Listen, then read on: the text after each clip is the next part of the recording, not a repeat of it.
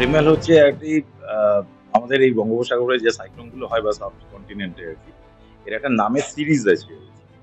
তো রেমেলও এরকম একটি নাম, যেটা এবছর প্রপোজ করেছে, এই নামটা প্রপোজ করেছে ওমান। আরবি ভাষায় এর অ্যাকচুয়াল মিনিং হচ্ছে কিন্তু স্যান্ড বা বালি আর কি। ঠিক আছে? তো এইবারের যে মানে ওই ক্রোনোলজি অনুযায়ী যে নামকরণটা পড়েছে তার নামই হচ্ছে রেমাল, এবারের যে সাইক্লোন। এবং আগামী দিনেরও সাইক্লোন গুলোর কিন্তু নামকরণ এইভাবে ঠিক করা আছে। এই সময় তো ধরুন প্রবল যে তাপপ্রবাহটা গেছে, তাতে দুটো কথা আমি খুব স্পেসিফিক্যালি বলতে চাই এবং একটা ওয়ার্নিংও আগামী দিনের জন্য হয়তো। সেটা হচ্ছে এই যে বঙ্গোপসাগর যে জায়গাটা আমাদের আছে আরকি, বে অফ বেঙ্গল। সারা পৃথিবীতে যদি আমরা দেখি, সারা পৃথিবীব্যাপী, তো সবথেকে বেশি সি সারফেস টেম্পারেচার, মানে সি সারফেস যেটা আরকি, তার যে টেম্পারেচার সেটা কিন্তু আজকে বঙ্গোপসাগরে সবথেকে বেশি আছে। এখানে কিছু আইসোথার্মস দেখা যায়। আইসোথার্মস মানে হচ্ছে সমউষ্ণ রেখা। যে রেখাগুলো জয়েন করছে আপনার সমান তাপমাত্রাকে। সেটা প্রায় ৩০ ডিগ্রি, এবং এটা কিন্তু কন্টিনিউড একটা সময় ধরে কিন্তু দেখা যাচ্ছে। এবং এই যে সময়টা, এই মে মাসের শেষের দিকে এই সময় যখন সারফেস টেম্পারেচার খুব হাই থাকে, তখন কি হয় যে অটোমেটিক্যালি ল্যান্ডের উপরে একটা লো প্রেশার ফর্ম করে, আর ওশেন সারফেসের উপর বা সমুদ্রের উপর একটা হাই প্রেশার ফর্ম করে আর কি।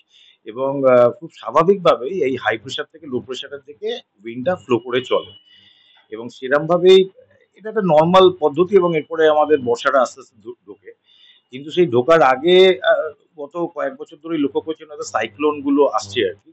যখন প্রচন্ডভাবে এই ইনটেনসিফাই করে আরকি, হাই প্রেশারটার মাঝখানে একটা লো প্রেশার ফর্ম করবে, এবং সেটাকে আস্তে, আস্তে একটা ডিপ্রেশন তৈরি হবে। ডিপ্রেশনটা আস্তে, আস্তে যখন আরো ইনটেনসিফাই করবে, করে সেইটা সাইক্লোন হয়।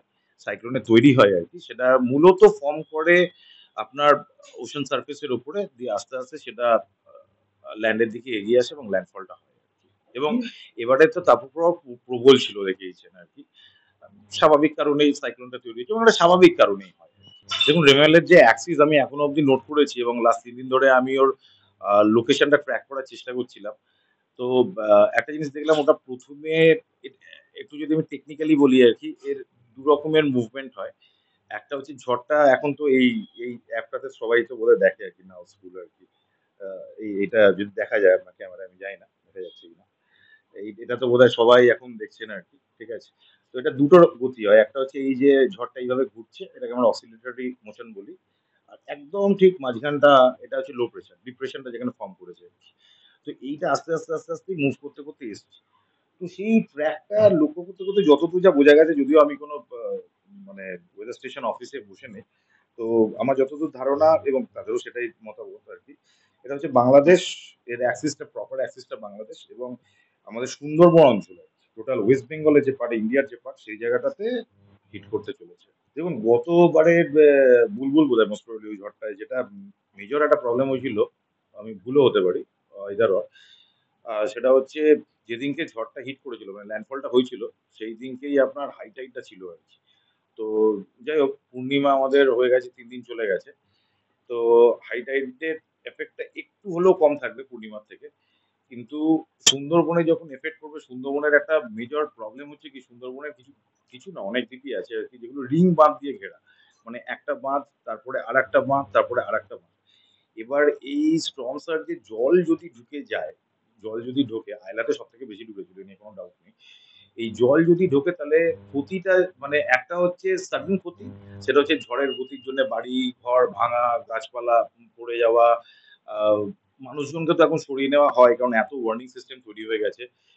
কিন্তু কিছু পশু, তাদেরও হয়তো সমস্যা তৈরি হয় ইত্যাদি, এটা যেমন হয়, এটা সাডেন মুভমেন্টের জন্য হয়। আরেকটা যেটা হওয়ার প্রবাবিলিটি থাকে, সেটা হচ্ছে বাই চান্স যদি জল ডুবে যায় রিং বাঁধগুলো পেরিয়ে, সমস্যাটা যেটা হয়, এটা যদি বাঁধের হাইট হয়, স্টর্ম সার্জের জন্য জলটা ঢুকে গেল। ঢুকে তো গেল, কিন্তু জলটা আর বেরোতে পারে না। তো বেরোতে না পারার দরুন যেটা হবে, সেটা হচ্ছে ওই সল্ট ওয়াটারটা না ওখানে আস্তে, আস্তে বসতে থাকে। যেটা কিন্তু লং টার্মে এগ্রিকালচারের জন্য খুব ডিফিকাল্ট হয়। আর বাঁচার উপায় যদি বলেন, ন্যাচারাল যে জিনিস আমরা নষ্ট করি, ১ নম্বর হচ্ছে সুন্দরবনের যে ম্যানগ্রোভ অরণ্য, সেটা আমাকে ঝড় থেকে আগেও প্রোটেক্ট করে গেছে, আজও প্রোটেক্ট করে। তার যে রুট সিস্টেম, সেটা হাই টাইড এর সময় জলের তলাতেই থাকে। তো সেটা ন্যাচারালি আপনার যেকোনো এই স্টর্ম বা স্টর্ম সার্জ কে প্রোটেক্ট করার ক্ষমতা রাখে। এবং আমি যদি পশ্চিমবঙ্গের আরেকটা যে জায়গা আছে সুন্দরবনের সঙ্গে তার চরিত্র মেলে না, সেটা হচ্ছে মেদিনীপুরের যে কোস্ট এই অঞ্চলটা যদি আমি দেখি, সেখানে প্রচুর স্যান্ড ডিউনস ছিল একটা সময়। এখনো হয়তো আছে। কিন্তু মন্দারমণি, তাজপুর, দীঘা আমরা দেখেছি যে তার উপরে অনেক হোটেল বা বাড়ি তৈরি হয়ে গেছে। তো স্যান্ড ডিউনস এর ন্যাচারাল গ্রোথ এবং তার মুভমেন্ট রেস্ট্রিক্টেড হয়েছে। তার জন্য ওখানেও ক্ষতি হওয়ার প্রবাবিলিটি থাকে। কিন্তু এবারের ক্ষতিটা বেশি সুন্দরবনে হওয়ার প্রবাবিলিটি আছে এবং অতটা পশ্চিম দিকে হয়তো অতটা ক্ষতি হবে না মেদিনীপুরে। কারণ যে হয়তো আমার এটা একদম অ্যাক্সিস এ পড়বে না। কিন্তু তার যে পেরিফেরাল অংশটা থাকবে আরকি। কারণ সাইক্লোনটা তো মানে ছবি দেখলেই বোঝা যায় আরকি। একটা সাডেন একটা জিনিস নয়। সাইক্লোনের আইটা যখন যেখান থেকে মুভ করে সেখানে কিন্তু একদম একটা স্থির অবস্থা থাকে। সেখানে একটা বিশাল কিছু হয়। কিন্তু যখন সেটা ঢোকে আস্তে, আস্তে ঝড়টা হতে ঢুকবে, ওটা যাবে তারপরে আবার ঝড়টা কন্টিনিউ হবে। তো এই যে পেরিফেরাল মুভমেন্টটা থাকে আরকি অক্সিলারি মুভমেন্ট যেটা আমি বলছিলাম আরকি। তো সেটার প্রভাবে এদিকে পড়বে হাওড়া, হুগলি, দক্ষিণ চব্বিশ পরগনা, উত্তর চব্বিশ পরগনা, কলকাতা।